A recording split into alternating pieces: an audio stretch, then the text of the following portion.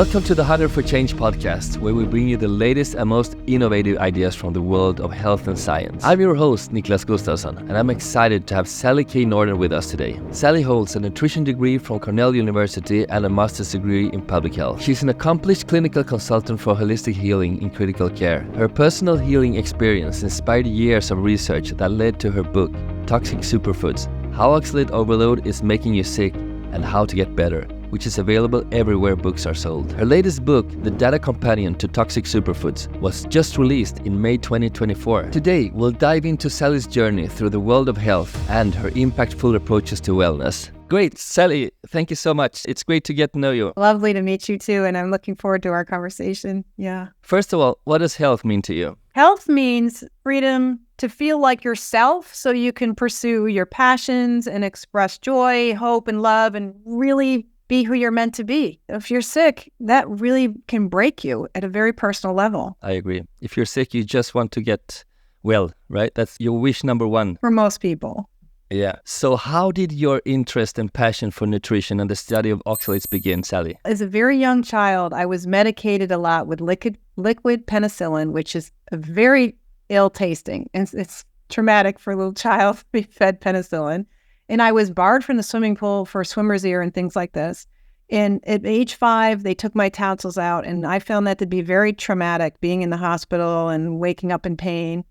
And these experiences clearly emphasized health needed to be a priority. And before I even made it to kindergarten, and even in kindergarten, as a little 5-year-old, I was already really interested in nutrition and health. I always loved food. I was a big eater. And then in 7th grade, I was told through my science teacher that we really have a choice about whether we get chronic diseases like heart disease and cancer and so on. It's really about how we live and primarily what foods we choose to eat.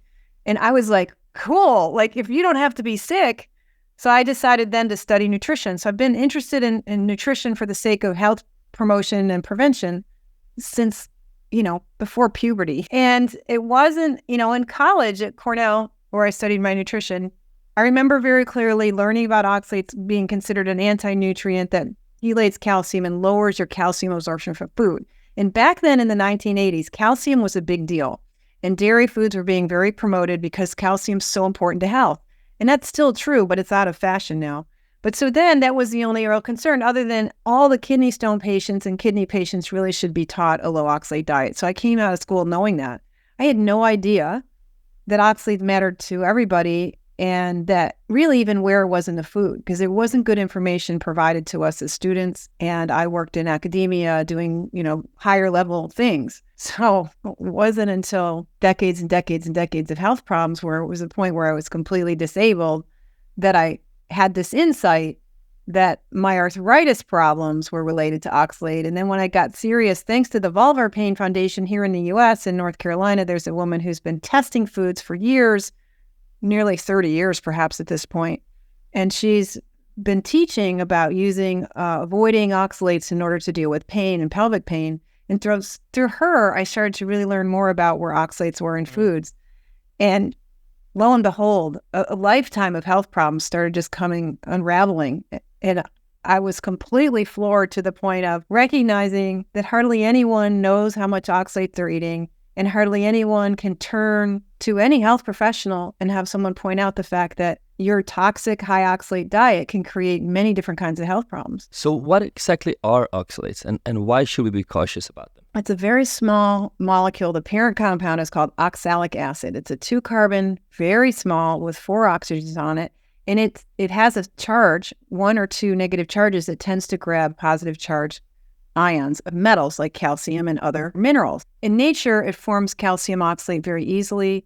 It is the principal ingredient in the typical kidney stone. You cannot make a kidney stone without oxalate.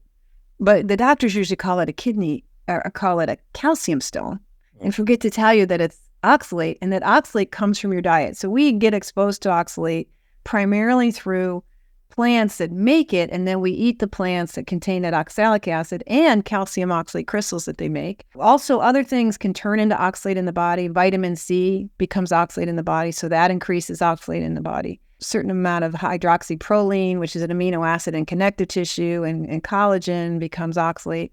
So your liver ends up making a little bit of oxalate. So you get a little oxalate from liver. It's a toxin that you would normally excrete primarily through the urine, but other body fluids and tissues have to move it out. So it's dangerous because A, it takes calcium. B, it's quite inflammatory and causes oxidative stress. It messes up cell membranes, and it starts causing all kinds of trouble way down in the cellular level, at a level that we don't easily recognize or see, and the body often doesn't complain about it. And what popular diets have you seen that might do more harm than good? Gluten-free diets, because we move Why? from wheat, and then we take on foods that are low in gluten, or have no gluten rather, buckwheat, teff, quinoa, arrowroot. These are all much higher in oxalate than the wheat itself, right? And the whole grains, the bran is where the oxalate is.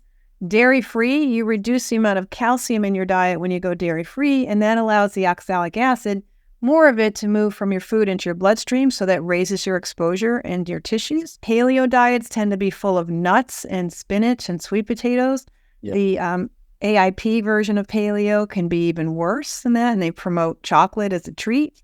Those are all high oxalate foods. Any kind of plant-centric diet, especially keto diets, which again tend to use nuts and spinach and chocolate, really are adding levels of oxalate to the diet on a daily basis that way exceed your ability to handle them. Yeah. And so anytime you're using kind of these superfoods too, anybody could be like on a superfood kick and start using lots of turmeric or whatever, beet juice, juicing, and those are really high oxalate. Very high in oxalate. Okay. That's so interesting what you just mentioned, because I've been gluten intolerant since I was a child, and my grandmother, she baked bread to me. She used a lot of buckwheat, for example, and as I say, buckwheat are high in oxalates. So probably I had a high oxalate intake since I was a child.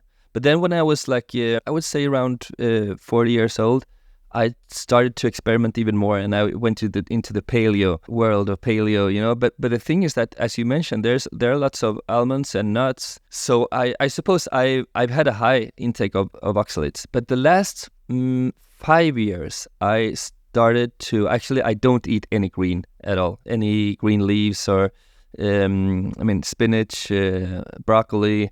All that is like out of my diet. And even actually, I would say nuts, almonds, cashew, a lot less now than before. And you found that's better for you. Exactly. I found that's better for me. And I'm totally focused on an animal-based diet with fruits. And I realized when I listened to your podcast the other day that I do still eat raspberries and dark chocolate, which I shouldn't. Right? Well, maybe you should. We can get into this because you went from a lifetime of eating a lot of oxalate, and there's no question that it ends up stored in your bones and your bone marrow and your tendons and your thyroid gland and your tissues.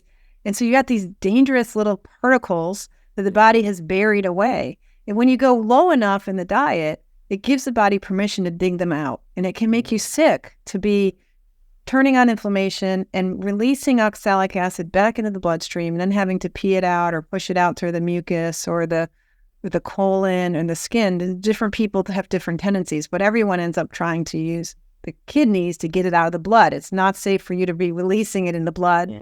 And so by keeping some chocolate and raspberries in the diet, you may be getting enough that limits the amount that the tissues can put in the bloodstream, because you're adding some to your bloodstream after these meals. And that tells the tissues there's not much room for more oxalate, and it helps them hold on to it. And that keeps your symptoms lower and helps you feel better. Fascinating. So you shouldn't go from eating foods high in oxalates to eating nothing. You should lower it little by little. Right. And you may need to keep some oxalates like tea or raspberries or chocolate around and vary it. You do it kind of casually. You don't eat on some kind of rigid way where you have to have raspberries every day or have chocolate. So it's variable enough, and that helps the body guessing about how much oxalate you're eating and whether it's safe to clean out your thyroid glands or your bone marrow too fast. And if that's enough to kind of, in most of us, to keep the pace of the recovery where the tissues are restoring their health and removing some of the oxalates from them at a level where it's not disrupting your life. You mentioned tea. The only teas that I drink are actually herbal teas and a white tea. There's a white tea that's very low, very, very low in caffeine. What do you say? Are white teas, are they low in oxalates as well? It's another type of the same variety of tea from black tea. So green tea, black tea, and white tea all have some oxalate in them, but none of the herbal teas have oxalates. Yeah. Yeah. Okay. We were talking about teas. So since the white tea, as you say, it comes from the same plant. It just it depends on when you harvest the leaves, right? And since the white tea is like the sprouts from the tea plant, then it's supposed to have to be very low in caffeine, but also very low in oxalates. I learned, but I'm not sure. Yeah, that'll be interesting. We'll confirm that Yep. data, and I'll get back to you on it to double check it, because I Great. can't memorize the data. But I know white tea is significantly less than the dark tea, and green tea is less only because you're using less leaves when you make the tea. So the amount of oxalate in your tea is really about how much tea leaves you use to brew it with. The quantity. All right. And white tea is probably one of those teas, again, where you use maybe a little bit less. Can we test? Is there a test for oxalate overload, and how can you test if you have an oxalate overload? So overload in your body, there's overload in your diet. You can tell if you're using worst offenders, you're overloading your diet. And if there's too much in your system because you're eating them routinely, it's a little bit hard to use what we call objective measures, blood tests, because the body doesn't leave oxalate in the bloodstream. It's too dangerous to have it there long. So you have a time after you eat the food, at about 4 hours later, you will see a spike in oxalate levels in the blood, but it won't last more than 8 hours, and it drops back down to normal. So you have to catch it right after meals to see it in the bloodstream.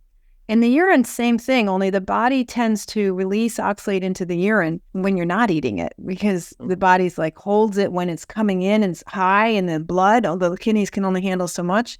So the rest of the tissues may be holding on to it. And then when you stop the exposure, then you can get a wave later. So what we know from research done where a gentleman tested about 4,000 women, he tested every urine void through the day on 3 disconnected days. And he found that the total, if you had put it all in a 24-hour urine collection, which is standard in clinical medicine, it would not look that impressive as like extremely high oxalate.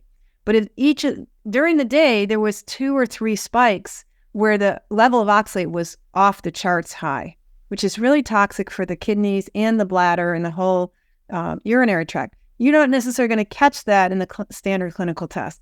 But if you get a standard clinical urine test and you see high oxalates, that means you're high oxalate. You're overloaded with oxalate. And anybody who grew up in the modern era where you get potatoes, chocolate, nuts, sweet potatoes, and greens as a part of your regular life, or, peanuts are also popular worldwide, then you're overloaded with oxalate. You just may not have symptoms yet. So how common is that? How common is oxalate overload, and why is it often overlooked? Yeah, it's probably as common as are the foods, but we don't have the data. No one's asked the question. So without any numerator and denominator, and there's no fraction, there's no percentage that we can invent, I'm surprised. When I first started this, I thought, well, me and a few others are definitely going to get sick on eating these foods. So I'll just put out a little message. Hey, if you're like me and you're eating well, but you feel horrible, you ought to be looking at oxalate. And what surprised me is how many people's lives this is affecting. And I'm starting to get the impression that all of humanity is underperforming in our abilities and intelligence and even our body size because there's too much oxalate in our diets. So how can someone tell if they're dealing with inflammation or too many oxalates in their system? Well, it's pretty tricky to tell because oxalate causes oxidative stress. It causes cellular damage and turns on inflammation. And it happens when you're eating the oxalates and it's coming into the body, and it happens even more when it's leaving the tissues. So you're going to get cycles of inflammation and inflammatory damage right after meals.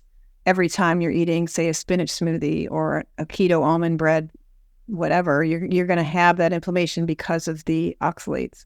So inflammation occurs when there's problems, when the cells aren't working well, when there's triggers with the immune system is going, wow, there's danger. There's something going on. I need to come out and protect it.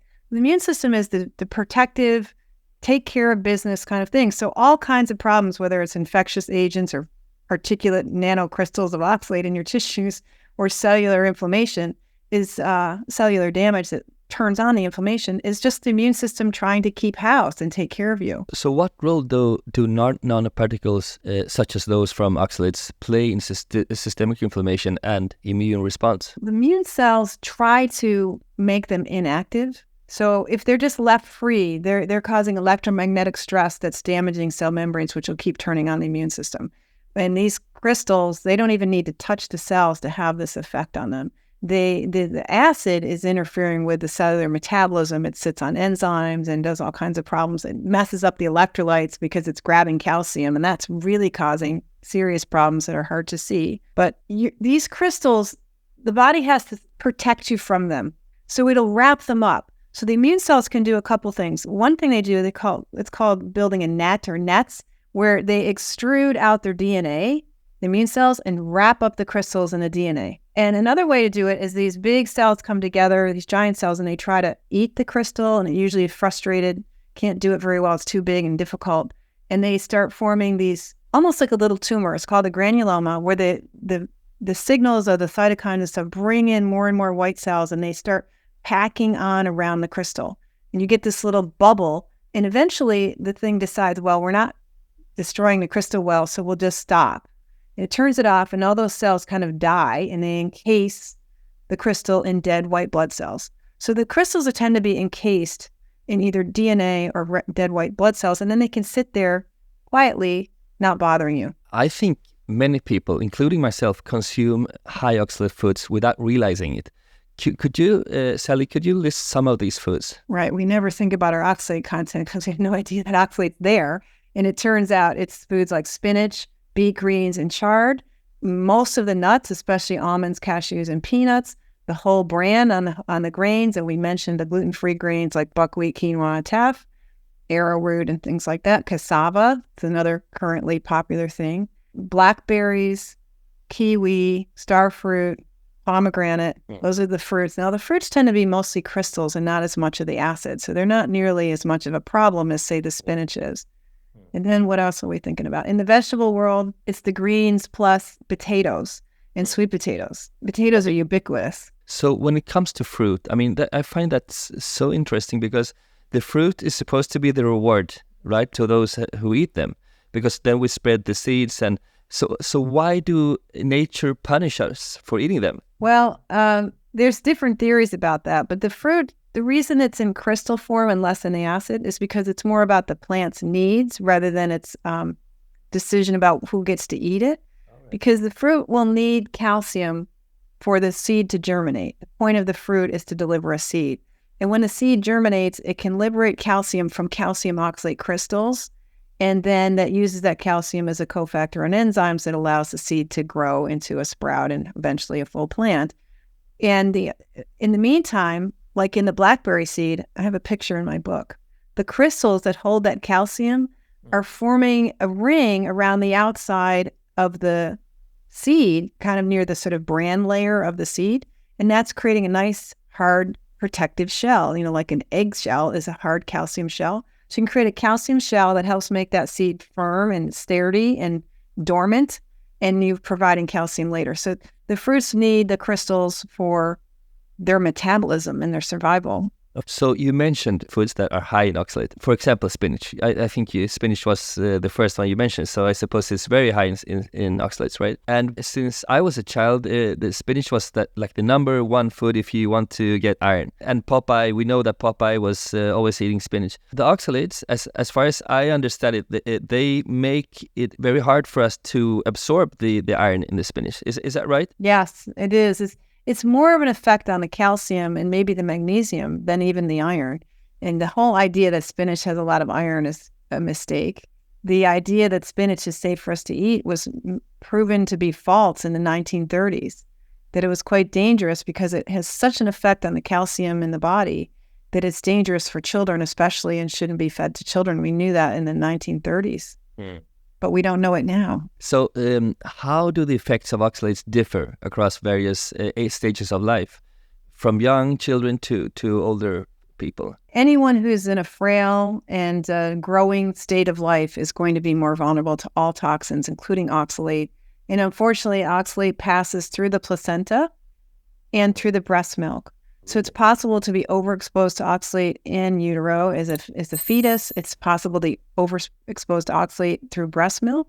And then with weaning, a lot of people will start using sweet potatoes and beets, two high oxalate foods, to start giving solid foods to children, rather than a more animal-based approach to switching them off of pure breast milk. We're using plants, and That's another cultural, it's quizzical to me how we settled on that.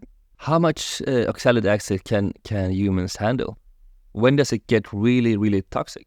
Well, the kidneys are considered the rate limiting organ, which I think is probably a wrong idea, but the oxalate has to leave the body principally through the kidneys. So most of the research for the last 50 or 60 years is strictly about kidney health and kidney stones. And that literature from the kidney literature suggests that we can handle 25 milligrams a day is a safe amount to be peeing out every day. So the end result of how much is leaving your body through the urine is about 25 milligrams, and about 12 of it comes from your liver and other cells, principally the liver, making oxalate. So if what's left over is 12 or 13 milligrams of oxalate, and you're absorbing 10% of it from your food, then you only get less than 150 milligrams from your diet before it's contributing more than you're designed to handle. I see. And I think other tissues are more sensitive than the kidneys because the kidneys are designed to handle and concentrate oxalate. So even that, I mean, really, we don't know how much we really tolerate or how little we need to be our best as a species. You know, what's the best fetus? How much oxalate should a fetus get? None. How much oxalate should a baby get? None. There's no reason to suggest that we should be cavalier about a toxin that's so optional. We shouldn't eat any at all. Is that your... Ideally, but we do. Yeah. Because we do, we're stuck with them, and we need to keep them around in our diet a little bit because we've been, as a species lately, we basically can't get through our fetal development and our childhood without peanut butter and potatoes and you name it. Okay, so when you mention 125 or 150 milligrams, how much is that? How much is it, for example, in some spinach or almonds or dark chocolate? Just so that people can understand how much we're classic talking spinach about. salad is going to have between 400 and 500 milligrams. Wow. In your classic smoothie that has spinach and a little bit of almond milk in it and maybe a little teaspoon or two of peanut butter, it's going to be close to 1,000 milligrams of oxalate. Wow. So that's 8 times what you're built to handle. And people start doing that every day. That's completely toxic. How can we substitute these health foods? Well, it's important for people to start consulting with their body about what they're digesting well, what's agreeing with them. And if you digest them well, you can switch to the cabbage family vegetables, which are all low in oxalate. Even kale is relatively low in oxalate compared to spinach and chard. Chard is the worst. So instead of spinach and chard, use lettuce. And arugula is a cabbage family green, but it's used like lettuce and things like that. These little greens, these Asian greens, they're mostly in the cabbage family, but they're all low. Watercress is low. And then if you're doing cooked vegetables, cabbage and then instead of potatoes, the cabbage family substitute would be rutabaga and turnips. A non-cabbage substitute for potatoes would be celery root. So celery itself is a little on the high side. You can have some because it's not that bad. But if you start juicing it and doing lots of it, and juicing liberates that oxalic acid, dissolves it in water, makes it very easy for it to get in your bloodstream. So juicing something like celery makes it a high oxalate food, whereas, a little bit of celery in your soup or a little bit of celery sticks as a snack is probably okay. Depends on your health of your gut and so on, what you're digesting well. It's really important to consult your body and decide if the swaps make sense for you. And in the grains, you get away from the whole grains and use the more refined ones, particularly white rice. It's very low in oxalate. Pick one that's low in arsenic. The ones organically grown in Asia are lower in oxalate than grown other places. And brown rice is higher. Brown rice is much higher because of the brand. Yeah. So why didn't our grandparents suffer from many of these health issues we suffer from today? I mean, what did they do differently without knowing as much as we do now? For one thing, people ate seasonally, often their vegetables came out of their gardens, and some people grew enough to can some over the winter. But for the most part, I think things like chard and spinach were very brief. Even rhubarb, which we didn't mention, is like off the charts, high oxalate food. Something you would do for a little while. And then really going back more than our grandparents, before technology was big and people had to use smokehouses and create hams and things like that to get through the winter, the amount of oxalate they were consuming in the winter was so low that would balance off the summer. In fact, kind of give you a chance to clear out the summer raspberries, you might say. And get kind of a seasonal flow where that summer's indulgences or summer, fall, you might do better. So there used to be a seasonal change in how much oxalate you're excreting So in the winter and fall, you might be excreting more oxalate because you've stopped eating as many oxalates, depending on what your diet is. Sally, could you discuss the historical context of how certain high oxalate foods came to be regarded as healthy? For one thing, we have very limited awareness of how new these foods are. People don't realize that peanut butter and peanuts became a human food 150 years ago. Like, they're really brand new idea that we should be eating them and then turning them into a child's daily lunch. That was a convenience that happened when we started sending kids to school while mom had to work, rather than hot meals at school. So a lot of this stuff is so new, we don't realize, well, hey, this is an experiment, human body. So potatoes. Explorers took them from Peru and so on and brought it to Europe and convinced people to use them. And they didn't really like them, but we figured out if you put in butter and salt on them as a side dish, you can fill up on the starch. And then we developed the French fry and made potatoes, which are bland and uninteresting, suddenly really interesting and convenient, and finger foods. People love finger foods. So turning a potato into a crispy, greasy, salty finger food is irresistible. So that's the chips and the fries. That's pretty new. The last 60, 70 years, it became possible to have them on a regular basis, and then turning them into tater tots. This is all new stuff. Chocolate. The chocolate bar wasn't available to people until about 1890, something like that. Not that long ago. And now it's only been the last 30 years that people think dark chocolate tastes good.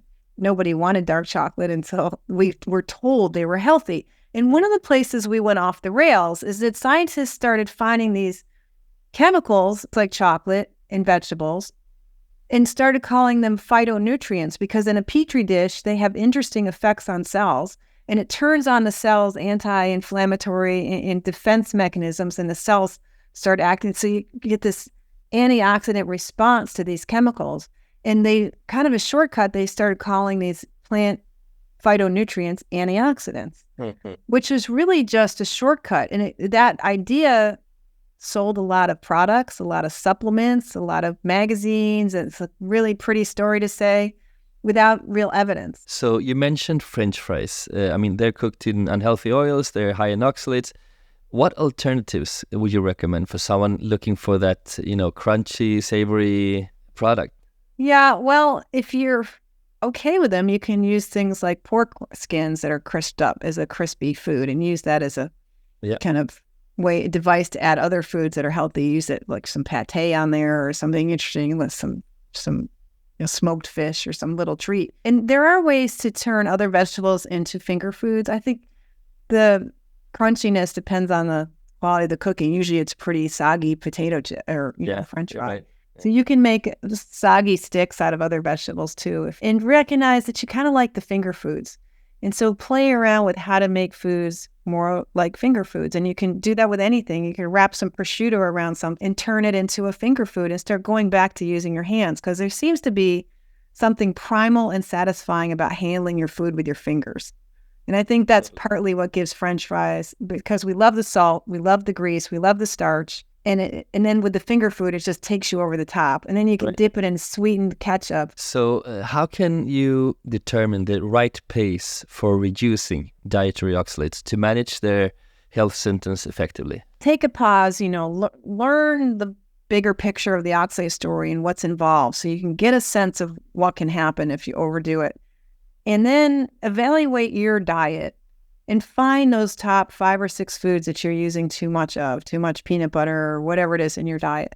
And pick one to remove, like the almonds. I always like people, if you're doing almonds or cashews, start with that and just work on one food, because trying to do this mathematically or whatever is impractical unless you have nothing else to do. If you have a job and children in a household, like getting overly maniacal about trying to figure out numbers is not practical, and it's not even real, because we don't literally know how much is in the food that you purchased and prepared. You'd have to be, have a lab.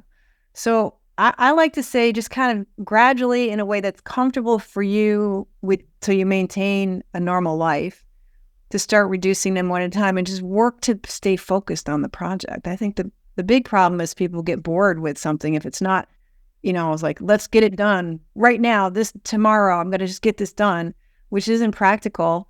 But it's seems like you can just knock it off. And this is a little bit annoying because you have to stick with this consciousness for a long time and start really learning about which foods and reducing them one at a time. But there's a lot of differences in people's personalities and how they run their lives. And you just have to be a human being and be a little imperfect and do it your way if you have to. But really try to learn and be informed. Listen to your body. Yeah. So you mentioned vitamin C before, and even collagen. Could you discuss the health risks of mega dosing with vitamin C, especially for those with conditions that make them sensitive to increased oxalate levels? Vitamin C is a surprising problem and pretty well documented with a series of studies and with people getting sick on vitamin C. The vitamin C apparently does get into all the cells in the body, and that's one place where it turns into oxalate in the cells. So you can start loading up oxalate in your tissues from the vitamin C. And in the studies where they give people high-dose vitamin C, like maybe 8 milligrams of vitamin C a day for only 10 or 12 days, a week after they stop the vitamin C, their urine levels of oxalate go way up. Because again, the body was holding, and now you stopped exposing it, and now it can release it. So it's not healthy to eat this precursor. You get enough vitamin C for your health and well-being from keeping your fruit. I think the meat and fruit is a lovely combination of getting the nutrients you need from meat, getting some carbs that you need, and getting some vitamin C. Lettuce and red peppers, those are very low oxalate foods that have vitamin C, and you can cover a lot with just food. Taking a lot of supplements of vitamin C is pretty dangerous. And you even get vitamin C from beef liver. Yeah. Right? For example, so you don't even have to go plant-based to get the vitamin C. Right. But if you overdo liver, you might also overdo vitamin A and other things. Yeah. Relying on it for vitamin C is needed daily, kind of helps immune cells be happy and so on. But you don't need that much. And what about collagen? So, because, could you discuss the potential risks associated with increased oxalate production when consuming high levels of collagen? Yeah, and this is probably worse when your liver's inflamed. So if you have a lot of inflammation and you're sick, if you're exposed to a lot of toxins, or if you're low in B1 and other factors like that, or even if you eat a lot of fermented foods, you're going to produce more endogenously from the liver. So you're going to get more oxalate in the body. And the main precursor is hydroxyproline, a key amino acid in collagen. And the gentleman who's really studied this well has demonstrated in his research that about 7 grams, which is what we call a tablespoon here, it's not that much. It's the standard amount you would use to turn 2 cups of juice into a gel dessert. So that little tablespoon of gelatin is enough to raise your oxalate levels in the urine. So if you're doing collagen more than a few teaspoons, modest amount, you're probably increasing oxalate in the body as well. Because if you're not eating any oxalate and you're not doing vitamin C, you can probably have some collagen. And people can tell, though, if they take too much collagen, they'll feel that oxalate problem. People who are sick with oxalate start to recognize it. And I've had many clients who really don't tolerate the collagen supplements well at all. So you would, it's better to have the collagen in a bone broth than taking the supplement, right? Probably, yes. Yeah. Yes, because a cup or two of bone broth is less collagen than a whole scoop from and it's more versatile. You can deglaze your pan and create a little sauce for your meat and make soup and drink it as a tea substitute or as a coffee substitute. So it works as a food. And I think you're also sipping it in a form that literally nurtures the digestive tract probably more effectively than a powder does. Sally, I think we're running out of time, but is there anything that we haven't talked about when it comes to oxalates, something that you want to add? Well, it's very important for people to learn about this accumulation in tissues and what it means to go low oxalate in this deaccumulation process, which can take a decade or more. Your bones can hold a lot of it. It could be in your thyroid gland and your tendons, causing calcifications, cause eye issues, cause dental issues, could cause you to be prone to infection. So it's really important to know that this is a long game, and that coming down with oxalate doesn't have to be super fast. It doesn't have to be super perfect. But you have to know if you're pretty low and then you add in some oxalate foods like sweet potatoes, you might feel better because you're stopping that deaccumulation process, which can make you feel sick. So the deaccumulation can make you feel worse. So that's why I like that you're doing chocolate and raspberries, but get in your head understanding this, like, oh, I can have some oxalate foods and I actually feel better, But it's not because I like oxalate or I tolerate oxalate. It's because you're helping your body manage the stuff that's collected in your tissues. For listeners that want to include some plant foods in their diet, I mean, for example, I understand that, so raspberries, they're not the good option. But for example, mango, pineapple, those like tropical fruits, are they okay? They are. They're all pretty low in oxalate. There's a little bit in pineapple, but, a normal portion size is fine. The melons are all really low. The orange juice and juices tend to be low. So there's something about the crystals in the fruit that get removed in the juicing process versus vegetable juicing just makes them worse. But with fruit, the normal way you would make fruit juice in the old school way of like physically squeezing them seems to produce a low oxalate food. So there's plenty of room to include fruits and fruit juices in a diet if you're, managing your blood sugar levels and doing it appropriately. And then there's basic cooking. Onions and garlic kind of go in everything, and they're very low in oxalate. So you can definitely have your onions and garlic as long as you're not allergic to them. And then there's lots of that whole cabbage family. Vegetables are great. Corn on the cob, like fresh corn that people eat as a vegetable, is pretty low in oxalate, which is not so much the case for grits and these corn products that you use as a dried corn. That's a little variable. We don't have a lot of great data to clarify what's the best thing there. White rice is great, and I like people to soak it briefly and eat it pretty freshly cooked, not keep too much leftovers. Obviously, the animal foods are all low in oxalate, nutritious, bioavailable nutrients, important nutrients that are hard to get elsewhere. So the more you can rely on, the less you feel a need to flesh out your plate with piles of other things. Like I used to have a salad, 3 vegetables, plus the entree, and maybe a little something else for dessert. But if you start expanding the size of the animal foods on your plate, you can simplify, and you might find that that's kind of nice. I was going to ask you about the animal foods because that's the way to go, right? Are there any animal foods that could contain oxalates? There's some giant toxic snail down near Australia. Don't eat that. What else? Not really. There seems to be that the oxalate forms naturally in nature. So storms and the moisture in the air produce oxalate. Polluted air, especially if there's pollution in the air and moisture, oxalates in the acid rain.